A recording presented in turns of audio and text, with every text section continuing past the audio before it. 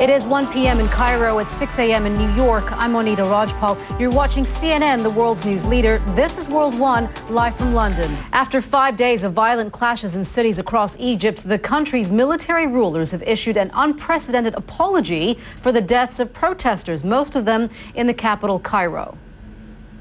A report from Cairo and CNN's Ben Wiedemann a little bit later on here on World One. After ruling Yemen for 33 years, President Ali Abdullah Saleh signed himself out of power and into history on Wednesday, but the country's turmoil is continuing. Nema El-Bagir is in our London newsroom. And Nema, we understand that the president had said that it's going to take years for his country to get back on track, and meanwhile, there are clashes, deadly clashes, in the capital.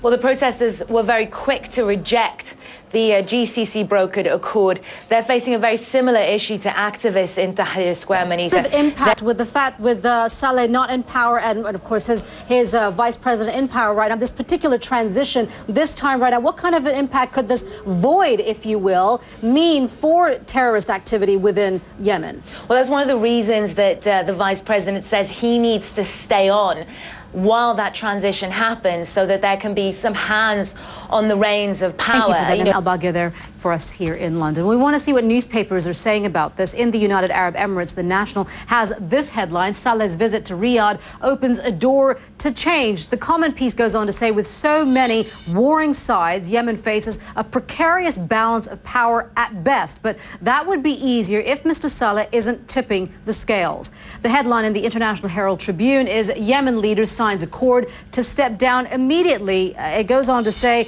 it is unlikely to restore calm anytime soon. The unity government that is expected to take over in the coming days or weeks will face not only insurgencies that have grown more entrenched during months of turmoil, but also festering tribal divisions. And finally, here in the UK, the Daily Telegraph has this headline: Arab Spring Revolution claims another dictator. It says the deal gives Mr. Saleh immunity from prosecution in return for his agreement to quit. Critics oppose the inclusion of this clause. Some fear that he could still be planning a comeback. It began as an investigation into illegal phone hacking. Now more allegations of shady media conduct are being forced into the light of day. The Levison inquiry into British press ethics is hearing from actress Sienna Miller right now. The Harry Potter author and Britain's richest woman, J.K. Rowling, is taking to the stand later. Live now to the Royal Courts of Justice and to the proceedings that are taking place right now. And take a listen to Sienna Miller, who is giving evidence.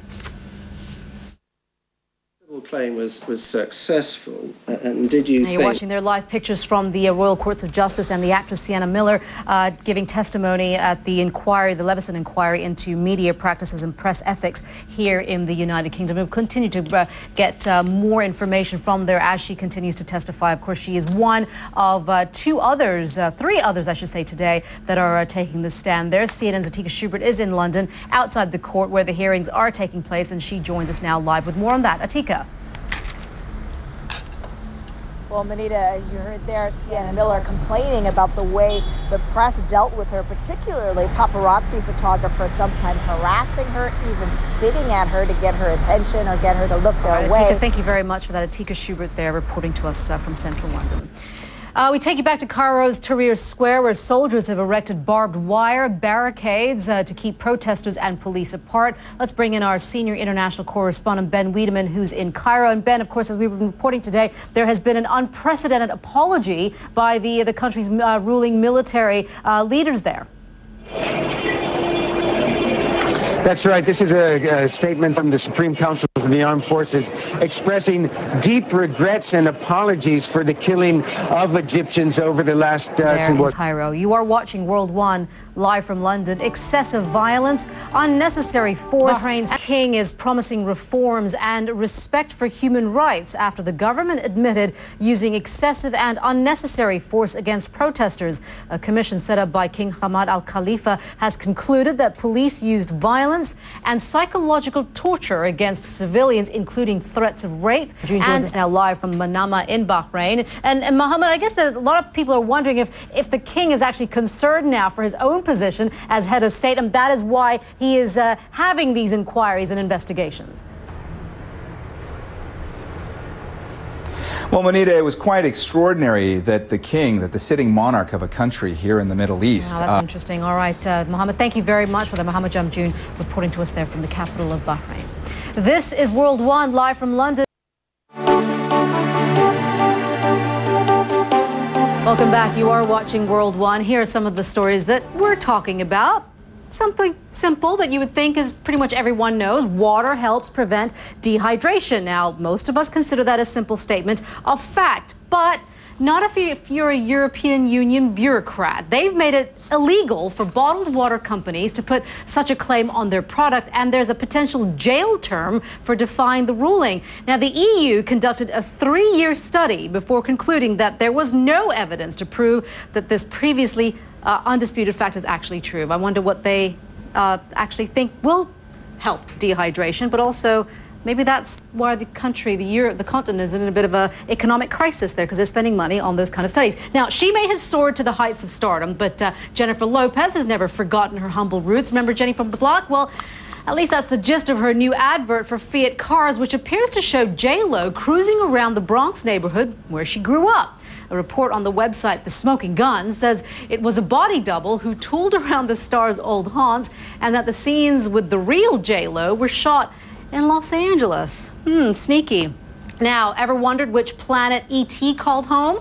Well, scientists have been working on an answer to that very question. An international team has come up with a ranking of the most livable planets and moons. This one, Saturn's moon Titan, was high up the list. They say it resembles an early Earth. You're watching World One, live from London. The last hour, an influential Egyptian journalist says she has been freed after security forces arrested her overnight in Cairo. Mona Eltahawy was covering events in Tahrir Square when she tweeted, "Beaten, arrested in Interior Ministry." Her Twitter feed then went quiet, but she had triggered off a social media frenzy. Now, this trends map shows you just what was happening online. The hashtag Free Mona was one of the most popular, not only in Egypt, but in the United States and in Europe as well. Mona has more than 70,000 followers, and they got into action urging Twitter users to put pressure on the authorities to free her. And then it seemed to work, because she tweeted just about an hour ago, "I'm free." She then went on to say, "Thank God, a political activist in the Ministry of Interior with me lent me his phone to tweet. Right after my tweet, his battery died." Now, we are joined live from Cairo by the writer and blogger Adaf Souef, who knows Mona Eltahawy and is a growing concern about a crackdown on journalists in Egypt. Adaf, thank you. I'm not sure if we can hear. Okay, we understand that he's not ready just yet, but we will go back to him as soon as we are able to. We want to take you to another story that we're following here on World One, and that's coming out of Europe this hour. The leaders of the Eurozone's 3 largest economies are due to meet right now in Strasbourg in France. French President Nicolas Sarkozy is hosting German Chancellor Angela Merkel and Italy's new Prime Minister Mario Monti. Now, France and Germany are divided over the role of the European Central Bank during the financial crisis and whether it can actually help to reestablish confidence in the markets. CNN's Diana Magnay is following developments, and she joins us now from Berlin with more on this. It's going to be quite a difficult meeting there, Diana. That's an understatement, I would assume. Well, Monita, I don't think any of these meetings between Eurozone leaders recently have been easy. Have to shoulder the burden of the debt of the entire continent. Of course, they are wanting to make sure that a lot of the strict measures are in place before they actually give away more than they actually want to. Diana, thank you very much for that. Diana Magnay there in Berlin. Well, European stock markets have fallen every day for the past 5 sessions, but they could be breaking that run right now. As you can see, all markets there are up. I'll take you back now to Egypt and our story about journalists there. We are joined now by the writer and blogger Adaf Souef, who knows Mona Eltahawy. We're talking about her. She had been detained, reportedly detained by the Minister of the Interior, and has now been freed, we understand. Let's go now to Adaf. Adaf, can you hear me? Yes, I can hear you. Hi. Lovely. Do you know, Mona, do you know that we understand that she had tweeted that she is now free? Do you know anything more about her situation, where she is, and if she's okay? Also, why she was detained? Well, I know Mona very well, and I've just seen the tweets where she says that she's been released and where she describes what happened. Mona is an excellent journalist, and I'm sure that as an activist and a journalist... Adaf Souef, thank you so much for your time. We appreciate it. You're watching World One live from London. The mighty could be heading for a fall in two major sporting events. Tennis world #1 Novak Djokovic is struggling to stay in the ATP World Tour final. Three more clubs have booked their places in the knockout rounds of football's Champions League, and Alex Thompson's here to tell us who's through and who's still got a lot of work to do. Yes, Monita, while Apoel Nicosia have raised a few eyebrows by becoming the first team from Cyprus ever to reach the last... A tongue twister, isn't it? 100th 100. Yeah, I could have said 100th century. I still wouldn't understand it. All right, Alex, thank you very much. You're watching World One live from London. Coming up, find out why some of America's Thanksgiving traditions... This is World One live from London. We are approaching almost 7 a.m. in New York, almost 1 p.m. in Berlin, and it is almost 9 p.m. in Tokyo. Most Americans and this Canadian, we're looking forward to a nice traditional Thanksgiving, and what that means is a turkey for dinner. For some, football on TV, but as Carl Azouz tells us, the Thanksgiving of today may have wandered away from what the pilgrims of the 17th century had in mind. Oh, sure, it might have started with a cornucopia and a big feast, but not a tradition for the Thanksgiving season? Maybe, but it's not the only one. Because after all, at the end of dinner, we are what we eat. Carl Azouz, CNN, Atlanta. And I'm looking forward to being what I eat. You're watching World One live from London. I'm Monita Rajpal. Thanks for joining us. We'll update you on the top stories in just a moment. And to all of our U.S. viewers, happy Thanksgiving from all of us here at CNN.